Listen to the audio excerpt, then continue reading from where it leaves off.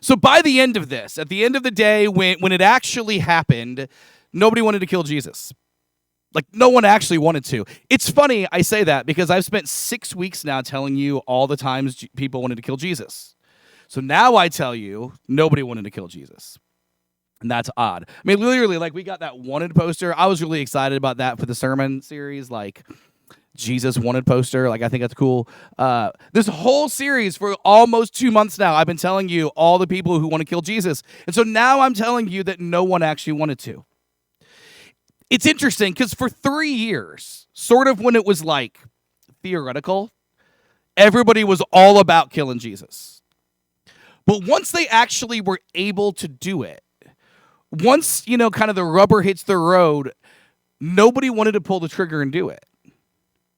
And the reason, as it turns out, is all about one man and one story and one miracle, and that man is named Lazarus.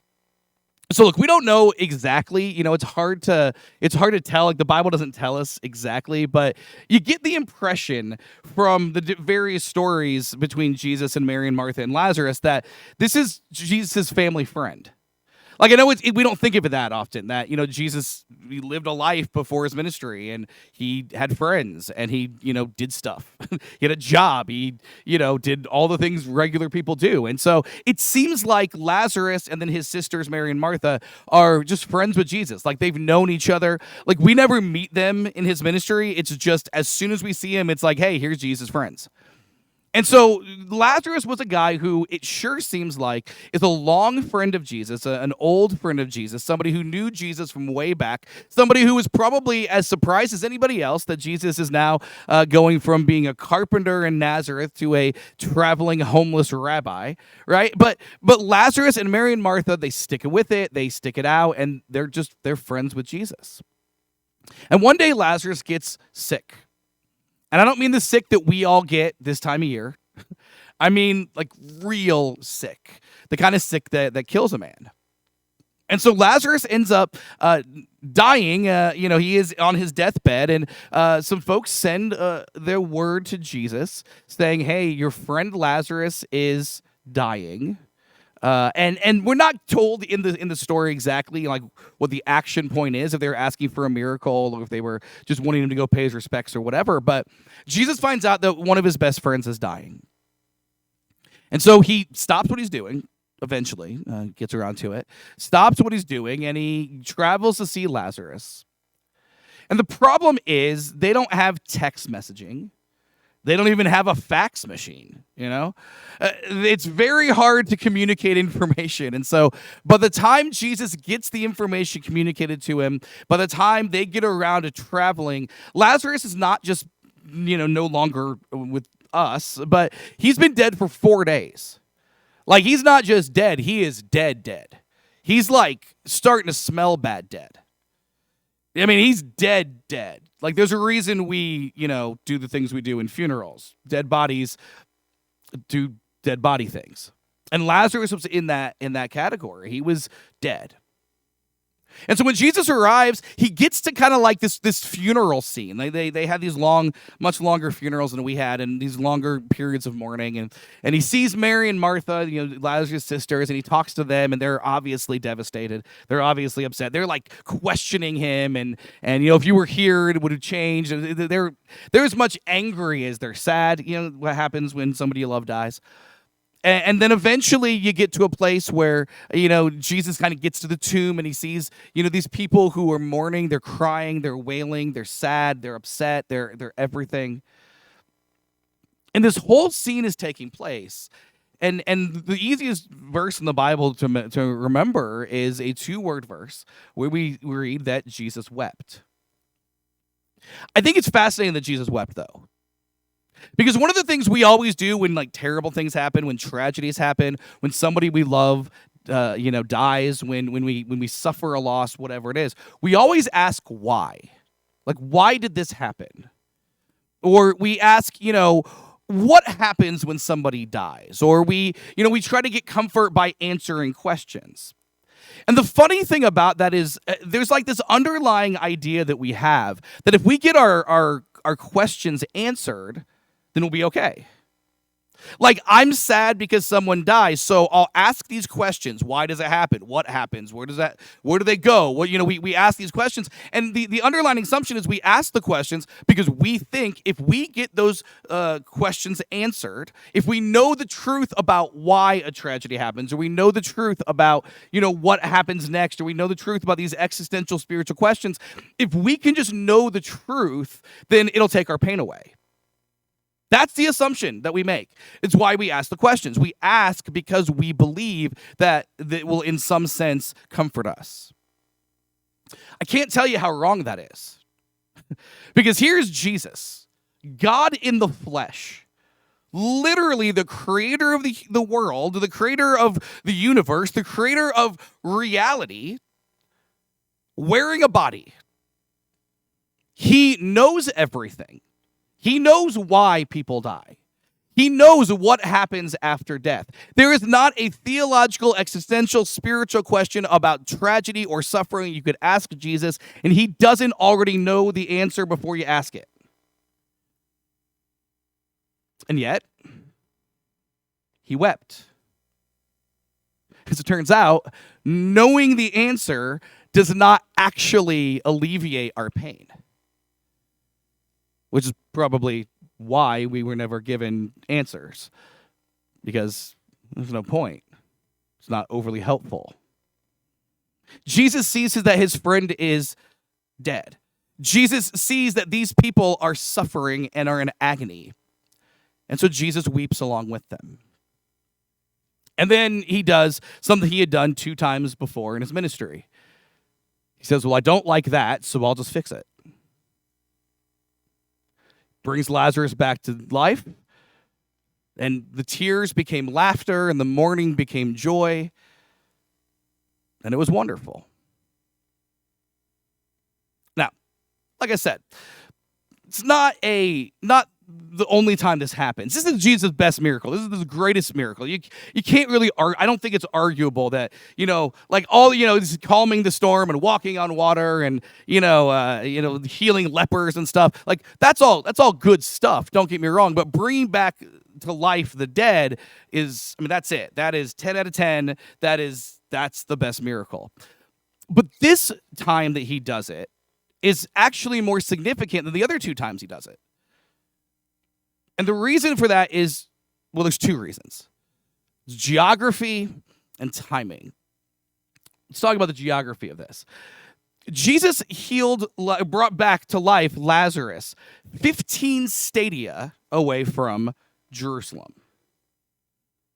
Funny thing is, you have no idea what that means, because 15 stadia could be anything, right? I don't know what a stadia is. 15's a fairly, it could be a high number. I don't know how stadia works. So let me put it like this. 1.7 miles from Jerusalem to Lazarus. Okay, we're still not maybe great with geography, so let me just throw this out here. From where you're sitting to a booth at Jose Jalapenos. That is how close Jesus brought Lazarus back from the dead to Jerusalem. Which means, look, there's all these times where Jesus performs miracles, and he's kind of in these out of the way places. Like he goes to Samaria and does stuff, or he goes to kind of out to the boonies and the sticks. This is not it. This is as close to the capital city as humanly possible, and not being in the capital city. Which means, I know I said that, word doesn't spread quickly without cell phones and fax machines, but it doesn't spread slowly either. There's a lot of times where Jesus is like, hey, don't tell anybody what I did. Don't tell anybody about this miracle. Don't tell anybody what's happening. In this case, he doesn't tell them that, maybe because there was no keeping that cat in that bag anyway. You're 1.7 miles away. Everyone in Jerusalem is going to hear about what you just did if you bring back a man from the dead. So that's the geography. There's also the timing. Jesus brought Lazarus back from the dead just before Passover. For those of us who are not ancient Jews, Passover is essentially the most religious holiday they have on the calendar and the most patriotic. holiday they have on the calendar.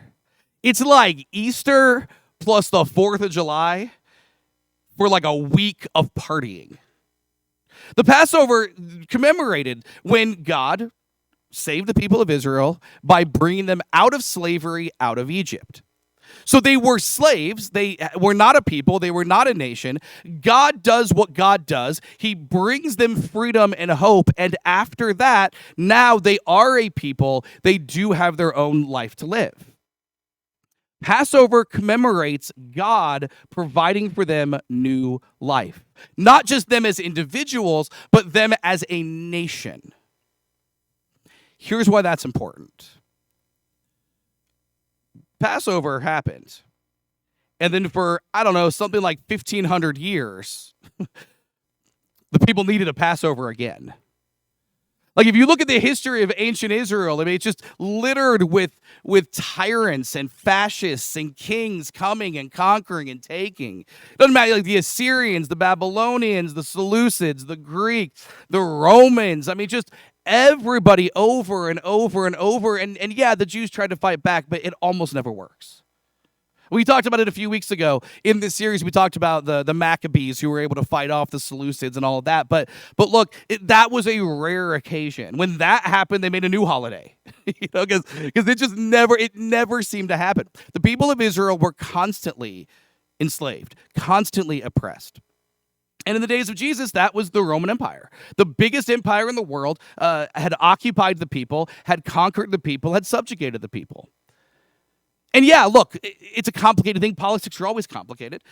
Being part of the Roman Empire was not without its perks. But for the most part, most Jewish people hated the Romans. Some of them were fine with them, but most Jewish people hated the Romans, and all they wanted was freedom. So imagine, right now, if we celebrate the 4th of July, and we're talking about the time when we had our independence as a nation, but we are currently not a free country while we celebrate that. I mean, like, you'd be at like 20% celebrating the past and like 80% complaining about the future. Complaining about the present, wanting something better. The Jewish people were desperate for someone to lead them in battle, in war, conquer the Romans, give them their freedom, and give them a second Passover. They were desperate for a new Passover. And so what that means is that the people of Israel were just primed. The people of Jerusalem were just primed. It was the holiday when they talked about getting freedom. And now they hear this Jesus guy who we already had heard about, right? There were already rumblings of his miracles and his teachings, that he was a prophet from God. He was John the Baptist reincarnated. He was Elijah reincarnated, all these different things. Like, it was already all there. And now they hear he's brought a man back from the dead, literally at Jose Jalapenos. So of course, when Jesus rides into Jerusalem, the people didn't want to kill him. The crowds didn't want him dead. They wanted to follow him. We call it Palm Sunday because of the palm branch waving that the people did. Because the people came, as Jesus came in, the people, they cried the word Hosanna, which means save us. And they waved palm branches in the air, which is, it's kind of a callback to the Maccabees. The Maccabees, when they defeated the Seleucids, the people waved palm branches in the air, as a sign of their military victory. And so now they're doing it again. They're telling Jesus, you are the Maccabees again, over and over. Just like we defeated the Seleucids, we're going to defeat the Romans. And the people came out. Because of Lazarus, they had a newfound hope that Jesus would lead them in battle into freedom to conquer the Romans. They wanted revolution. They wanted war. And before we think, what fools? Do they not know what they've got here? They've got God in the flesh every now and then. Preachers are like, I don't understand. Well, yeah, I do. You know what's awesome? Being able to do what you want, when you want, how you want. Those of us who live in a country that allows that, gotta take it for granted how great it is that we all get to live our lives with at least relative freedom, depending. I mean, like, still gotta like go to work and stuff, but like for the most part, like we're free people. In every definition of the term, we are free people. Of course, that's what they wanted from Jesus. Like, of course, Jesus, like, the kingdom of God is at hand. They're like, yeah, but that's neat. But you know what would be cool is if a soldier didn't knock on my door and demand things from me, and I have to do it or he kills me. Or I have to travel across the country to pay taxes because some new king showed up and said, I don't think they're being taxed enough. You know, like, of course they were looking for somebody to defeat Rome. And so they celebrated Jesus. They didn't want him dead. They wanted to follow him into battle. And that was a problem, not for the crowds necessarily, but it was a problem for the religious leaders. The religious leaders were the people who had always wanted to kill Jesus. it seems like there's just every story is Jesus does something, and the religious leaders are like, we want you dead. Like most of our most of the whole series has been about the religious leaders wanting to kill Jesus. But after Lazarus, they had decided they had to. And the reason is this. Nobody wanted revolution less than the Pharisees. Nobody wanted a war less than the Pharisees. Really for two reasons. The first one was just the practicality of it. Like David and Goliath is one thing. It's two dudes. You know, like short guy, big guy. You caught him with a rock, you know? Okay. That's one thing. And I'm not trying to say I don't have faith. I'm just saying, like, that's one level of battle. But when you talk about going to war with the Romans, the Roman Empire, nobody beats the Roman Empire. Nobody. So the Pharisees understood, if we go to war, well, they could destroy everything. They could destroy the temple. They could undo, any level of our own leadership, like the king and everything. They could literally eject us from the land of Israel. By the way, they were a bit prophetic. They were not right in that it wouldn't happen then, but roughly 100 years and some change later, there's going to be a war with the Jews and the Romans, and the result of that war will be exactly that. The Romans saying, hey, guess what, Jews? No longer can you be in Israel. All of our conversations about the Jews in Israel right now, by the way, were caused because the Romans kicked them out 1900 years ago. Any conversation about them returning is because the Romans kicked them out. The Pharisees weren't wrong. You don't go to war with the Romans and not have repercussions. But also the Pharisees, well, they were a little selfish too. See, the genius of the Roman Empire was they gave the illusion of control to their subjects. Right? We talk about, King Herod. That should always be in quotation marks, King Herod. He's king as long as the Romans allow him to be. And by the way, he is the king because the Romans said we want him to be the guy because he's going to be the guy that's loyal to us. Then he splits up, as we talked about, he split up the kingdom into three parts. They all get to call themselves kings also, so long as they are loyal to Rome. So they've got like this puppet government in charge. But it's still something. Right? And the Pharisees, the religious leaders, the priesthood, all of those people, they got to have power by the blessing of the Romans as well. It's like a delicate kind of peace where if you mess it up, it's like Jenga, Like you got the Jenga tower and you can do some stuff, You can pull out some of those bricks. But if you pull the wrong one out, it all topples. That was peace in Israel under Rome. It was always very fragile. And you could do some stuff, right? Like we've talked about how there were people that were fighting and there were people that were itching for revolution. You could do some stuff. But if you pulled the wrong brick out, it would all go away. And the Pharisees liked their power. And the Pharisees liked being in Israel. And the Pharisees liked all of this. And so after Jesus brings Lazarus back from the dead, they realize, okay, this is it. Everybody's going to follow him. Everybody is going to, everybody is going to chase after him. And if he is what they think he is, we're about to have a war and it's going to get ugly. And so they decided we have to kill him before it can happen. They decide between themselves, it's done, it's over. They actually put out like an APB and they tell everybody, if you see Jesus, bring him to us and we will give you a reward. Judas cashes in on that. But the rest of the people don't. The Pharisees were desperate to kill Jesus right up until the moment where it seemed like it would be too late.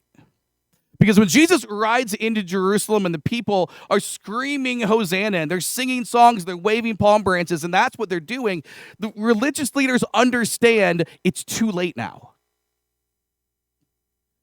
All we can do is let this play out and see what happens.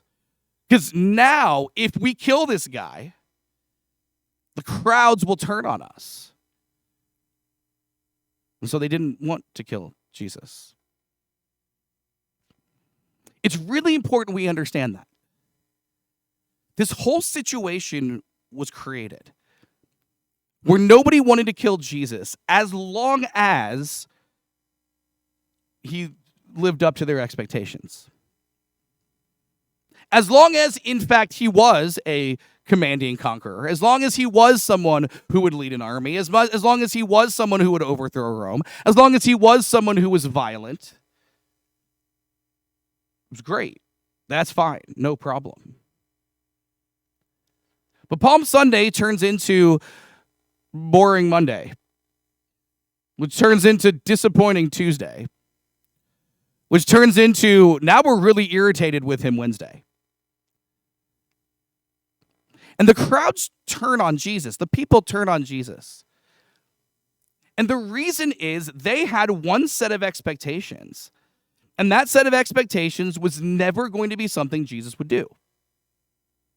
And as it became clearer and clearer that Jesus was not the guy that they thought he was, some old traumas popped up. See, Jesus is not the first guy that people said, well, he's the Messiah. He wasn't the second or the fifth or the 10th.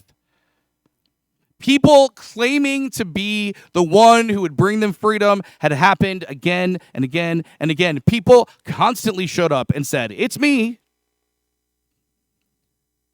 And the Jews were tired of it. They were sick of it. They were sick of being disappointed. They were sick of not living in freedom, but also being given hope and then having it ripped away from them. And so they turned on him and they said, well, let's just kill him. Find the next guy. And as soon as the religious leaders saw a little spark of anger with Jesus, man, they went and they bought gasoline and they bought like 6 jugs of it.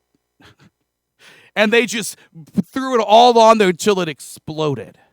As soon as they knew, okay, we can get away with this because the people are fine with it. Now they turned and they said, okay, let's kill Jesus now. Now is our chance. Because everyone's disappointed. Because Jesus is not here to go to war.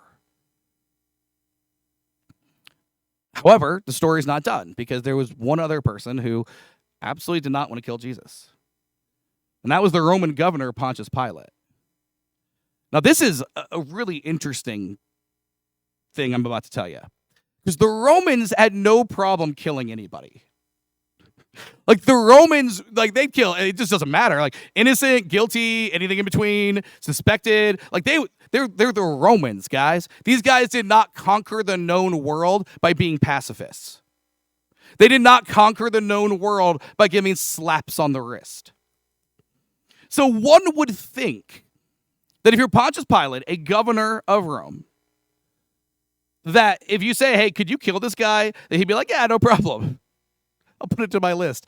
Tuesday at 11, kill that one guy. He's Roman. But when Pontius Pilate met Jesus, he immediately did not want to kill him. I mean, in minutes. Something deep in his soul told him, this is awful. This is wrong. I can't kill this guy. He didn't do anything. He didn't do anything for Roman law, certainly, but I'm hearing them try to explain to me Jewish law, and I'm not totally firm on Jewish law, but it doesn't even sound like he did anything for Jewish law. Pilate determines that Jesus is completely and utterly innocent. And so he decides, I don't want to kill him at all. He tries to pacify the people. He sends Jesus to the Herod Antipas, who we talked about recently. He sends him to Herod Antipas and says, here, you deal with it. He's a Jew, you're Jewish, deal with it. I'm done. Herod Antipas, as we discussed, completely incompetent. Can't even kill a guy right, sends him back. Okay, fine.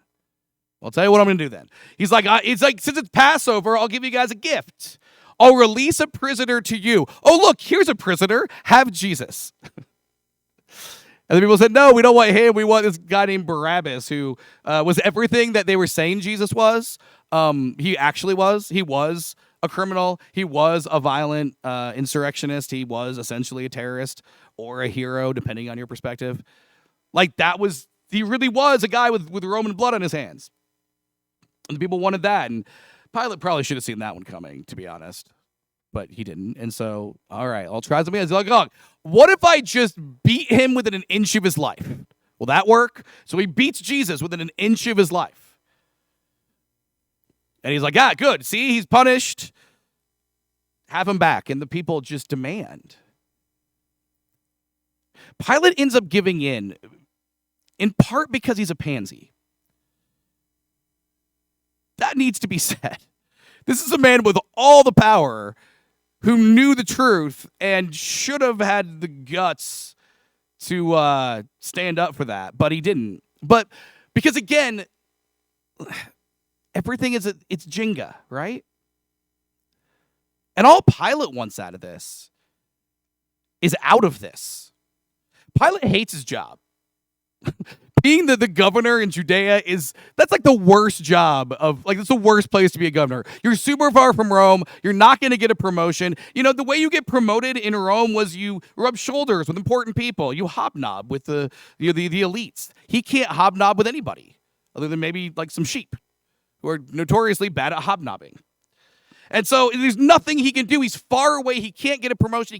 All he wants is out. And his only hope for getting out is keeping the peace.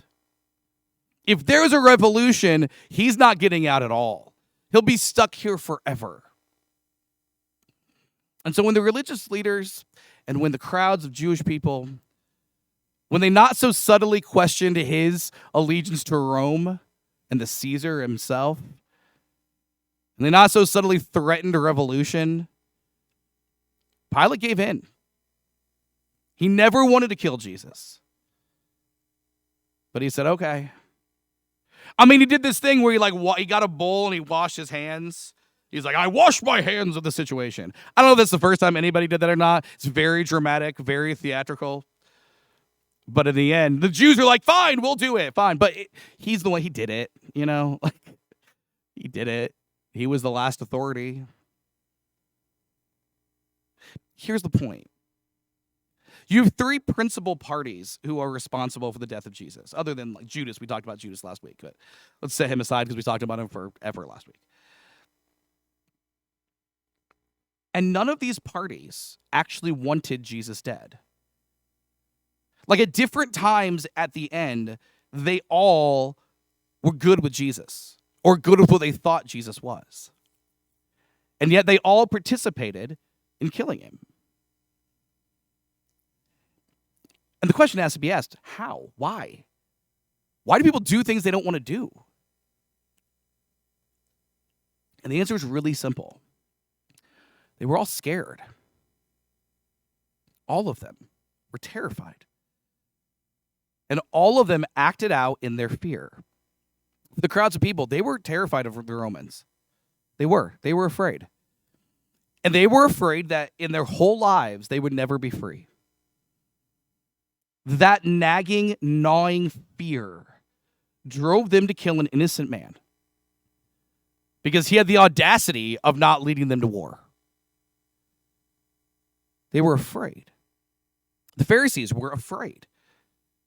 I mean, they said out loud, we are afraid the Romans are going to come, and the Romans are going to destroy us, and the Romans are going to destroy the temple, and the Romans are going to kick us out of the nation. They were equally afraid of losing power, losing prestige, losing wealth, losing position. They were terrified of the future.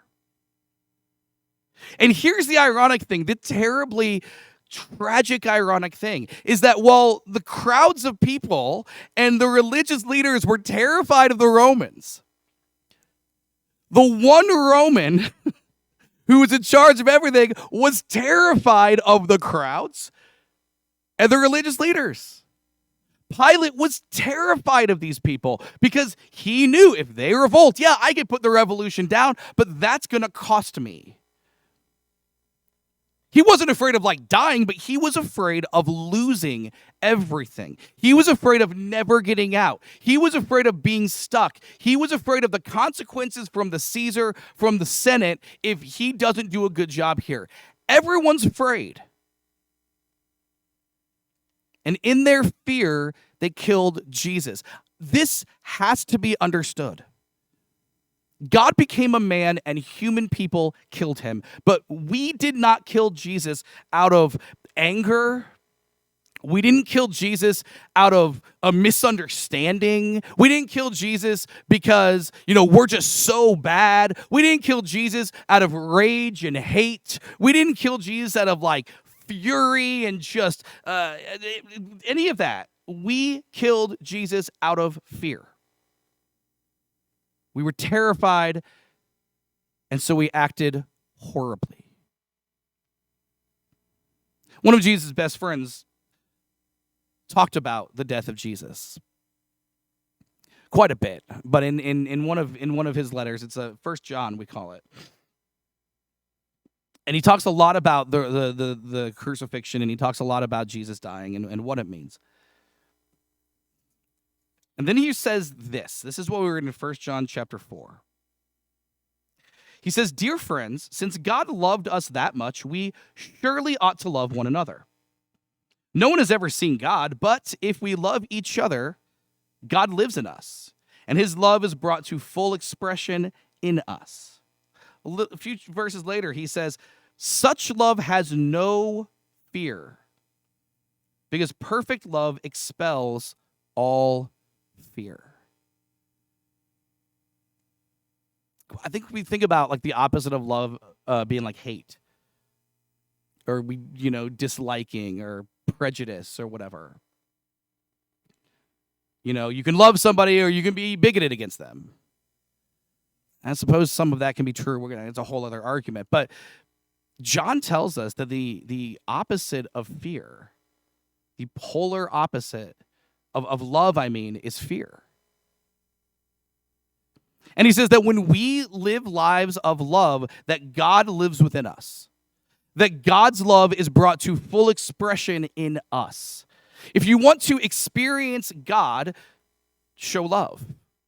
If you want to experience God, experience love. Every human person who has ever experienced love from anywhere has experienced God because God is love. But also, if the opposite of love is fear, then when we experience fear, we are experiencing the opposite of God.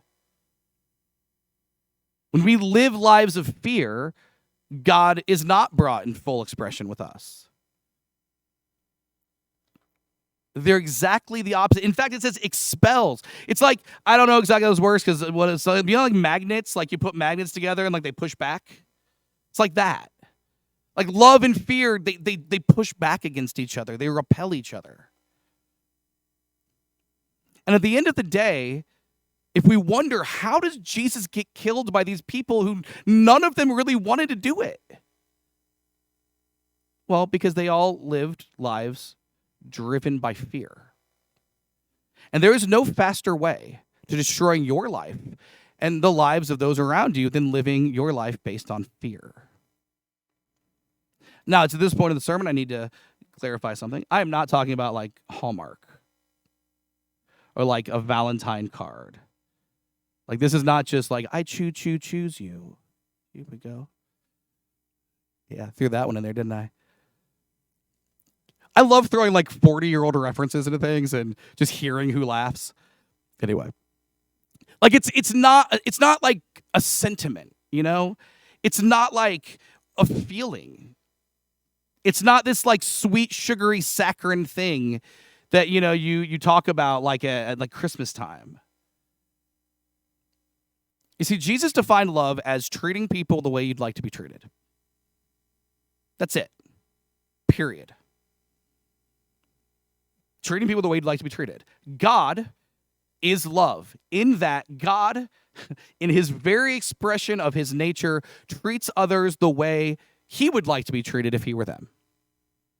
That's how God treats us, the way that he would like to be treated if we were in his shoes. And when God was in our shoes, we didn't do that. The crowds could have looked at this from Jesus' perspective. He said it over and over and over. Jesus was not subtle in what he told them was valuable to him. No one could have listened to Jesus, thought through it very long, and thought, I bet he is here to start a war. They didn't do that, though. They didn't treat Jesus the way they'd like to be treated. They treated Jesus like a pawn to get them out of their fears. The religious leaders, exactly the same way. They understood. It is absolutely mind-blowing to know, like Nicodemus shows up to Jesus one day, he's like, we all know who you are. Like there's like when Jesus brings Lazarus back from the dead, none of them say like, oh no, Jesus did a fake miracle. No, they're like, well, what do we do now? You can't argue with that one. Like, you can argue with, like, feeding the 5,000. Maybe he just had a big crate of food. Or, it's like you watch soccer and guys go down like they've been shot. And then as soon as the other guy gets, like, a foul, they're like, oh, I'm fine. Like, it's super easy to fake, like, not walking. And as here comes Jesus, oh, I could walk. Like, you could argue with anything, but bringing Jesus back from the dead, or bringing Lazarus back from the dead, you can't argue with that. Dude was dead for 4 days. So the religious leaders, they know who Jesus is. They know he's performing miracles. They know he's speaking for God as a prophet. They know good and well exactly who Jesus is. But instead of treating him the way that they would like to be treated if they were in his shoes, they said, well, he's a problem. We're afraid. Pilate's maybe the worst. You read the account of Pilate in the New Testament, you can feel the agony. You can feel the difficulty. He doesn't want this.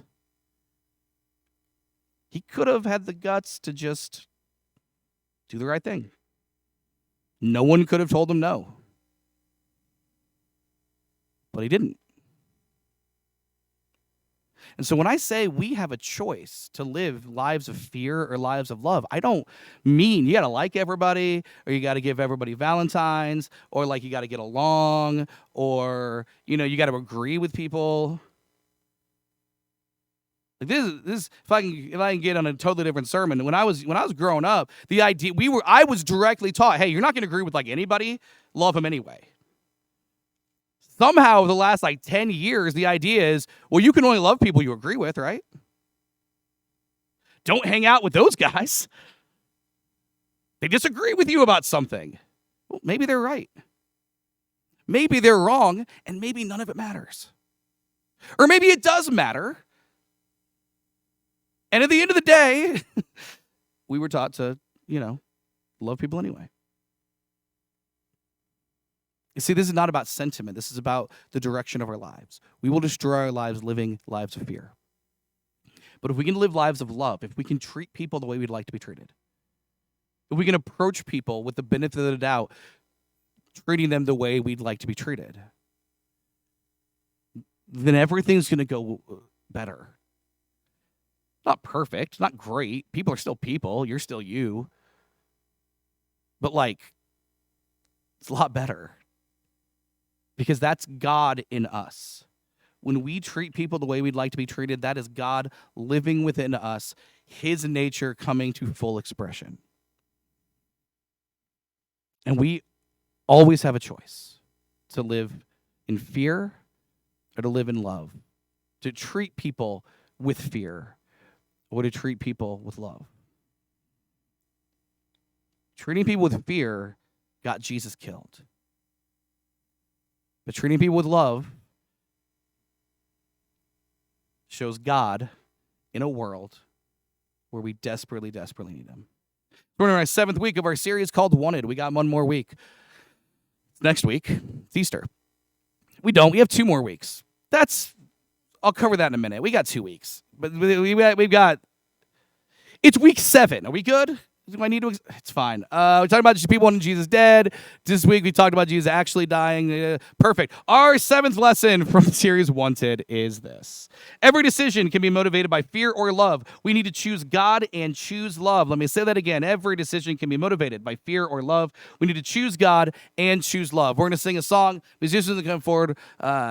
We have an invitation each and every week. The Bible teaches that we are to repent to be baptized. That sounds like 2 things. It's just one. In repentance, we say, I want to change my life and my heart and my soul and my direction. I want to be willing to be changed by God. In baptism, it is a picture of that. We align ourselves with Christ just as he was dead, buried, and raised. We symbolically are dead, buried, and raised, and we are his. If you've never made the decision, that's where in baptistry, let's talk. Or if you're already an immersed believer in Christ, you leave a perfect church home. It's not here. We serve a perfect God, though. We want to connect, we want to call, we want to cultivate, we want to meet new people, share the gospel, grow up, but we do it. And we want to be people, as difficult as it is, who live lives of love and not fear. As we stand,